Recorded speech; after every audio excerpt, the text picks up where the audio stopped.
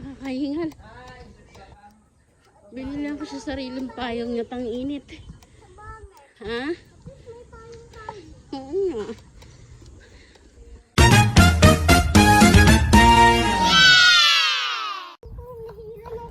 Hi guys. Ayun po mga guys, may payong na rin po ako. Salamat po. May payong na ako, tapos may payong na rin po. Nakakahingal maglakad. Ihahatid ko si Zainab. Kala ko sinakay ko eh. Sobrang init kasi. Guys, Kaya ihahatid ko siya. guys, tawagin niyo si Kuya Silog. Kuya na ako, magsasabi na ako. Sa birthday ko. Sige, lakad. Binilihan ko siya ng sariling payong niya. Kasi sobrang init pag naglalakad kami. Ako po. Ayan. Tuwan-tuwa siya sa payong niya. Ano po mga guys, may sasabihin po. Ano? Tapos na yung music.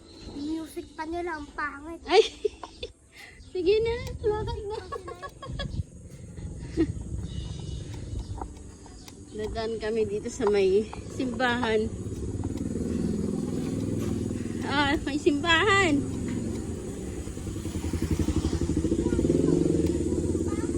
Ha? Oo nga. Sige, lakad. Malayo pa yung lalakarin namin eh. Ice cream parcel. Oo. Tayo. Yung pasok kasi ni Zainab. Alas 12. Pero umaalis kami ng bahay. 11:30. Binilihan ko siya ng... Ay, nakakahingal. Binilihan ko siya sariling payong niya, tang init. Ha? Oo nga. Mga bata, oh. Ang init pa man din. Wala silang payong.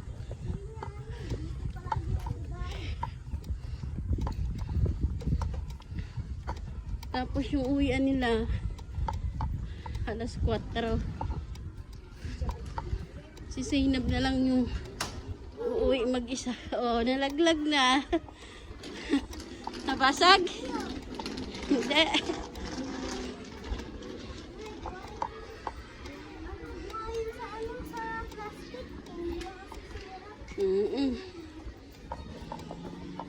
Layo nang nilalakad namin, di ba? Kaya pa, Zainab? Ha? Kaya pa? Sige, lakad. Dito na kami sa school. So yan guys, nandito na sa bahay na ihatid ko na si Zainab. Kaya lang guys, naawa ako kay Zainab.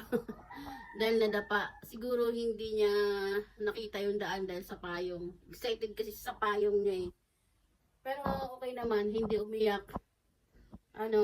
Sabi ko sa kanya wag siya iyak kasi nga nandun yung maraming estudyante dumadaan. Saka ayaw din na umiiyak sa maraming tao. Tiniis niya yung sabi ko, tignan ko kung dumudugo. Ayaw niya ipakita, doon na lang daw sa loob ng sa may likod ng room nila. Doon nga pagdating na sa may likod ng room, tinignan ko. Hindi naman masyadong na gas-gas lang siya. Gusto niya sanang umiyak. Sabi ko, kinis ko na lang siya. Sabi ko, gagaling na yun. Kasi kinis ko na. Tapos yun, tumahan siya sa niya, yung siya, nagmumuriyot. Tapos pumasok ko namin sa loob ng room nila.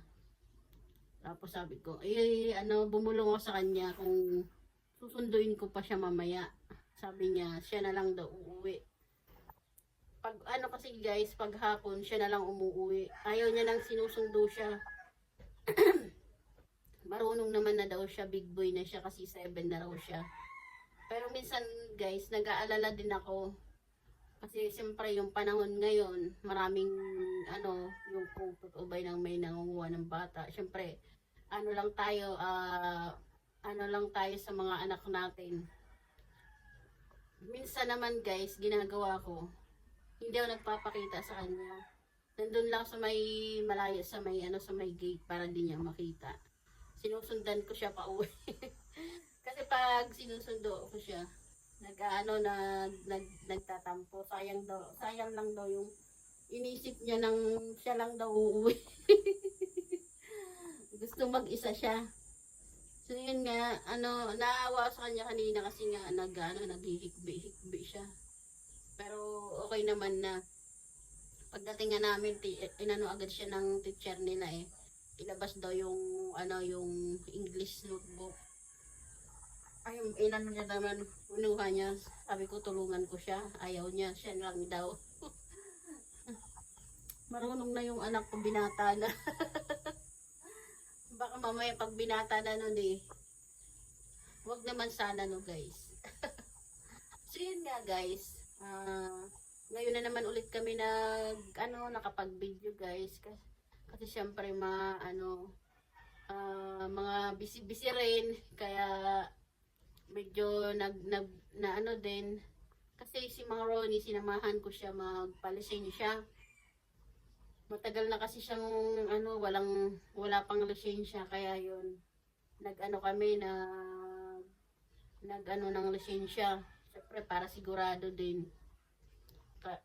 Tsaka yung kinuha naming hulugang motor, hindi niya magamit kasi nga natatakot siya dahil takaw sitahin yon. Alam niyo naman, kapag bago yung motor, sitahin talaga. Kaya hindi niya magamit. Kaya yun. At saka safety na rin sa kanya na may lisensya na siya, 'di ba? Kahit na kapos, talagang pinursige namin na magkaroon siya ng lisensya.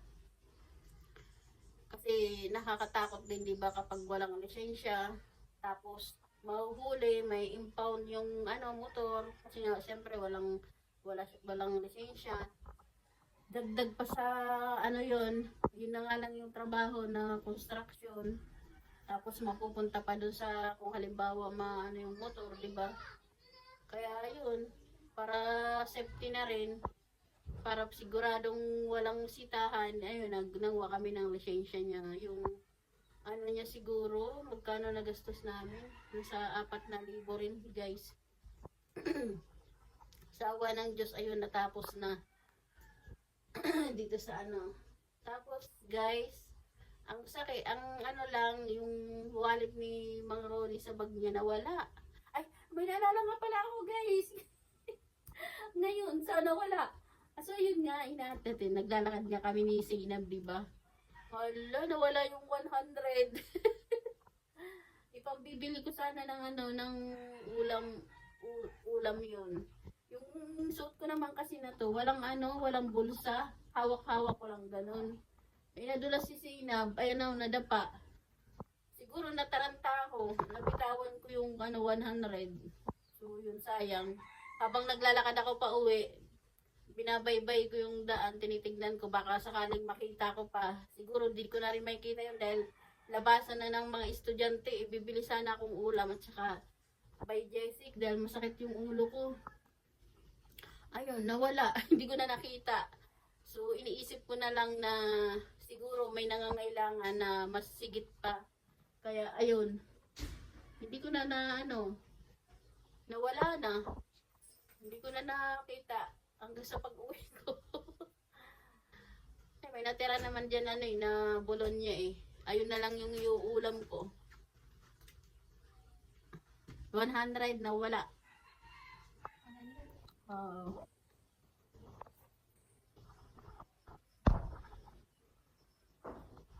Nalaglag ko siguro na nadapa kasi si Zainab eh. Wala ako. Sayang naman. Pero okay lang yun. Baka mayroon nang ngailangan na punta doon. Wala rin pambiling ulam. Ako naman may ulam naman ako dyan eh. Yung Bologna. Nawala pa. Tapos magsasampay muna ako ng mga na-washing ko kanina.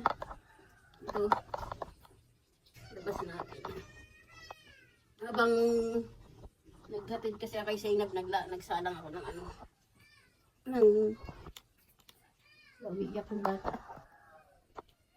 Nadapa ata. Tayo ka, tayo! Uwi ka na! Lagay muna natin yun. Sa tabi. Nadapa siguro yung bata.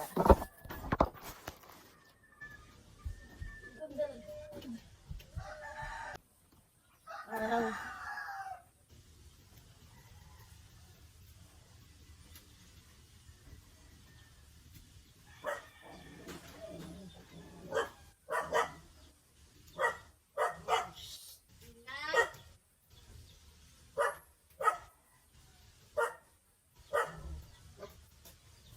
ingay naman talaga.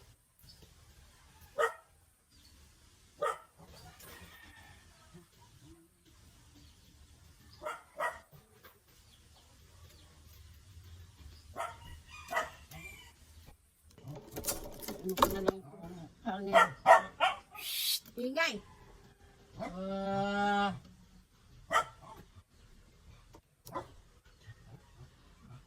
Dito lang tayo nakabili ng ano ulam. Hindi sana ako ng lutong ulam na lang eh. Ingay naman!